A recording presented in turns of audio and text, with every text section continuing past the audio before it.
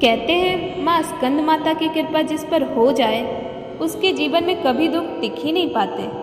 नवरात्रि के 5वें दिन माँ दुर्गा के स्कंद माता रूप की पूजा की जाती है। स्कंद माता यानी भगवान कार्तिकेय की माता। माँ स्कंद माता अपने पुत्र भगवान कार्तिकेय को गोद में लेकर भक्तों को आशीर्वाद देती है। माँ अपने भक्तों को ममता, सुरक्षा और सफलता तीनों का आशीर्वाद देती हैं। क्या आप जानते हैं, जो भक्त सच्चे मन से माँ स्कंद माता की कथा सुन ले उसके जीवन में सुख शांति का वास हो जाता है और उसके जीवन के बड़े से बड़े संकट भी खत्म हो सकते हैं। ये कथा आपको बताएगी कैसे माँ ने अपने पुत्र कार्तिकेय को एक महान योद्धा बनाया और कैसे बुराई का अंत हुआ। पौराणिक समय की बात है, जब माता सती ने अपने पिता के अपमान से दुखी होकर अग्नि में अपने प्राण त्यागे तो भगवान शिव गहरे शोक में डूब गए।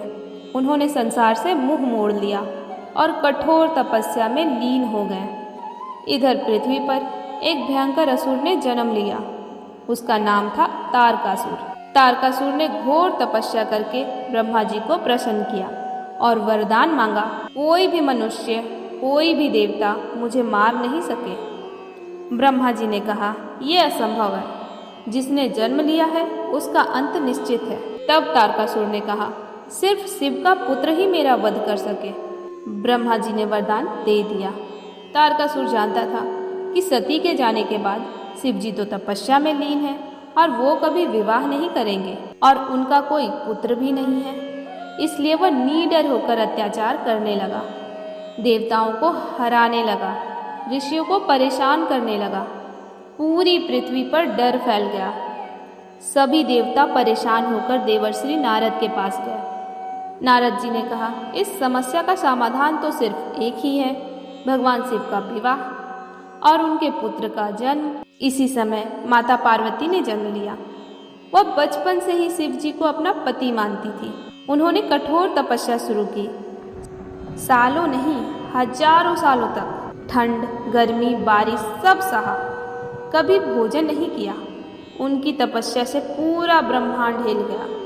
अंत में भगवान शिव प्रकट हुए और उनसे विवाह करने के लिए तैयार हो गए। भगवान शिव और पार्वती का भव्य विवाह हुआ। देवता, गंधर्व सभी उपस्थित थे। इस दिव्य मिलन से एक अद्भुत ऊर्जा उत्पन्न हुई जो भगवान कार्तिकेय के रूप में जन्मी। भगवान कार्तिकेय का जन्म हुआ। वह बचपन से ही तेजस्वी, बुद्धिमान और शक्तिशाली थे। उन्हें विशेष रूप से युद्ध के लिए तैयार किया गया। माता पार्वती ने उन्हें खुद शिक्षा दी। देवताओं ने उन्हें दिव्य अस्त्र दिए। जब कार्तिकेय बड़े हुए तो उन्हें देवताओं की सेना का सेनापति बनाया गया। पूरा ब्रह्मांड उनके साथ था। अब समय आ गया था तारकासुर का अंत करने का। तारकासुर और कार्तिकेय के बीच भयंकर युद्ध हुआ। आकाश कांप उठा, धरती हिल गई। दोनों ओर से शक्तिशाली अस्त्र चल रहे थे, लेकिन अंत में भगवान कार्तिकेय ने तारकासुर का वध कर दिया। इस जीत के बाद माता पार्वती को स्कंद माता कहा जाने लगा। स्कंद यानी कार्तिकेय और माता यानी उसकी जननी। माता स्कंद माता अपने पुत्र को गोद में लेकर भक्तों को आशीर्वाद देती है। जो भी भक्त सच्चे मन से माँ स्कंद माता की पूजा करता है उसके सभी दुख दूर हो जाते हैं। उन्हें जीवन में सफलता मिलती है, उन्हें संतान सुख प्राप्त होता है और घर में शांति और समृद्धि आती है। व्रत और पूजा का महत्व। नवरात्रि के 5वें दिन माता स्कंद माता की पूजा करने से मनोकामनाएं पूरी होती है, भय और रोग दूर होते हैं। जब भी आपको लगे कि आप अकेले हैं, बस माँ को याद करिए। आपको ऐसा लगेगा जैसे कोई आपको गोद में लेकर हर डर से बचा रहा है। तो दोस्तों, ये थी माता स्कंद माता की पावन कथा। अगर आपने इसे सच्चे मन से सुना है तो माँ आपकी हर मनोकामनाएं पूर्ण करेंगी। कमेंट में ज़रूर लिखिएगा, जय माँ स्कंद माता।